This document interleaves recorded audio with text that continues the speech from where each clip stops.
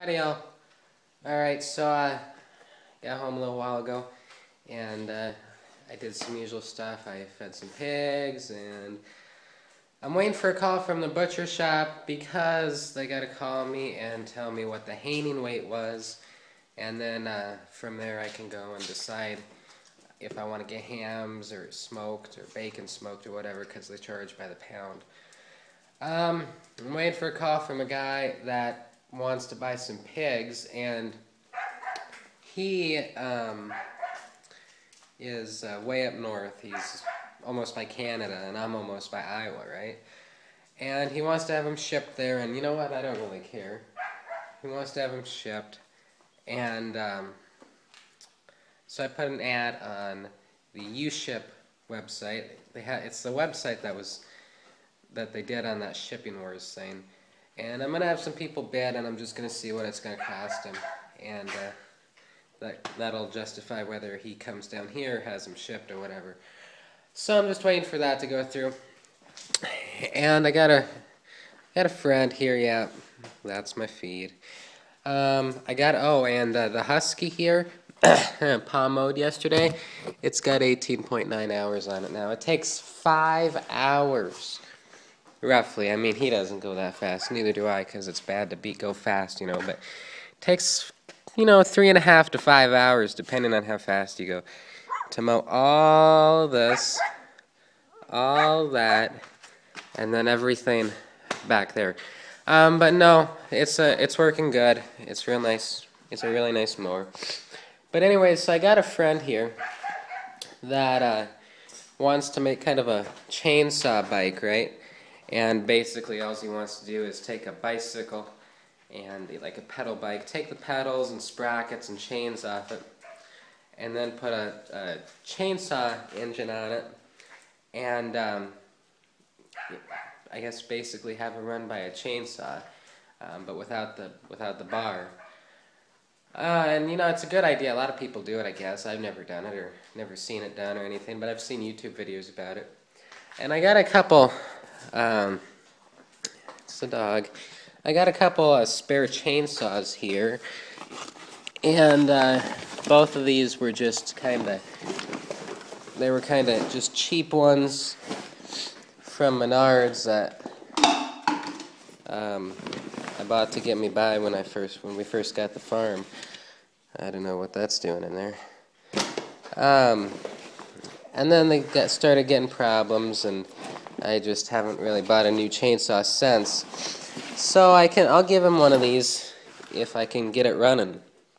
Now, I hope there's not a bunch of grease on there. Yeah. So this is basically, all he needs is, the blade, disengage or whatever you call it, can come off. The handle, the whole handle assembly can come off. Basically, all that needs to stay is the central unit itself, the pull cord, and then the switches, but the switches are built in, right? So, I started having problems with these, and I just don't remember what the problems were. There's another one over there I'll show y'all. I know my garage is a mess. Here's the other one, and I think this is the one that I had bigger problems with. It's like 80 degrees out, guys. It's really nice out. But I think that's the one over there is the one I had bigger problems with. So I'm just going to see what this one needs to kind of get it going, and yeah, and then I'll get a hold of him and see what he wants to do, because I mean, it's a lot better. I'd rather have him spend, I'd probably just give it to him and have him have a decent motor, and then go to Menards and spend $120, $200, whatever they cost now, on a whole chainsaw just to use the motor for a bike, right? Because it's going to do tricks and stuff too, so I mean, it's going to get beat up, so might as well get something used, right? So I'm going to check this out, and I'll get back to y'all in a few minutes. Alright, so I looked at this chainsaw a little bit, and for those of you wondering, it's a Poland Pro PP4620AVX 46cc. It's not a very big one, but I looked at it and I cannot get it running. I don't know what's wrong with it. It just won't start. And then I came over here and I looked at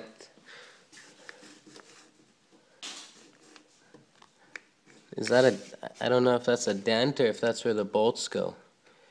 Yeah, that's bolts. Okay. I thought it was dents in my deck. Oh my god, I was about to freak. But no. And then I came over and looked at this one. And this is a Wen Lumberjack. It's just another cheap one. And it's just useless. It leaked oil and everything a couple weeks ago. And if anyone's wondering, this weed whacker is an Echo GT 225. It's a really, really nice weed whacker. I won it in a raffle. I paid like 20 bucks for tickets. So, he just, you know, the guy I'm giving that wants to make these bikes, you know, he just wants to kind of make his own motorcycle, right? He just thought the chainsaw thing would be cool. But I have this snowblower engine here. It's bigger than a chainsaw, of course.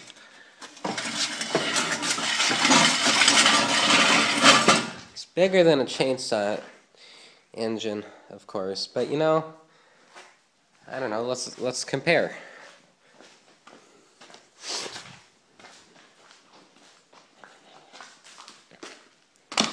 So there they are sitting next to each other, and you figure you'd take all the whole handle assembly and everything off there, but then you would take this off of here and probably some other stuff. Well, actually that's probably about it. So yeah, the snowblower engine is quite a bit bigger, but you know, the guy has access to, you know, torches, all kinds of welders, you know, everything you need to fabricate, metal benders and everything. So I think it'd be a little more work, but this is about a 5-horse snowblower engine. It's still a horizontal shaft or vertical shaft, or it's a side shaft still, so it'll work with a if you put a belt on it. I don't know how he feels about putting a belt on a bike though, but you could probably rig something up where you can fit a chain in there too. But it's a good running motor. It really is. 5 horses. I ran it a little bit. But yeah, he has, you know, access to all the equipment and everything. So, you know, bikes have the one bar that goes down. I don't have one around here. I don't have bikes in the country. But you got the bar that goes from the handlebars to the back that the seat sits on, and you got the other one that goes from the handlebars, kind of slants down. It's on the bottom, right? I think if you cut off that bottom bar that goes through, I don't know technical terms, I'm not a bike guy.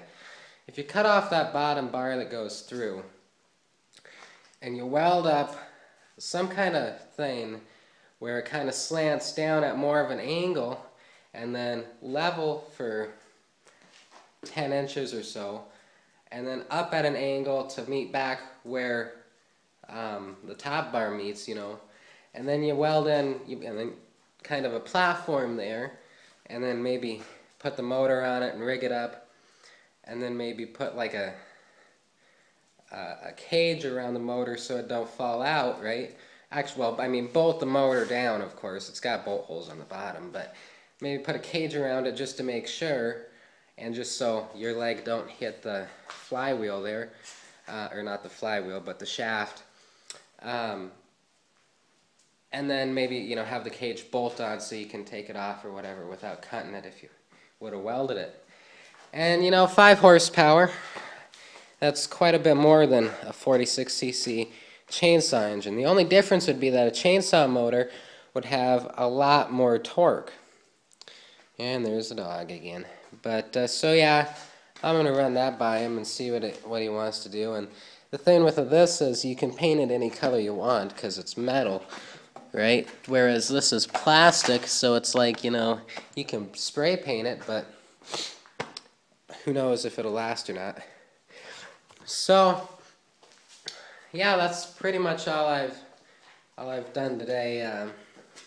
You know, I fed some hogs. That's about it. I think I'm dealing with this guy that wants to ship the hogs. I'll keep you all updated on that. And I'm not going to go outside right now because, yeah, but corn still hasn't been planted. Oh my God, I'm going to trip and kill myself. Good Lord. I need to clean the shop. But no, it seemed like when they were harvesting the corn, they got to the field by us last, so they'll probably plant in this field last too. So, from me, and from Kendi, thanks for watching. We'll see y'all tomorrow. Remember, rate, comment, subscribe if you like the video. And if you have any video suggestions, just drop us a line. Thanks for watching, guys.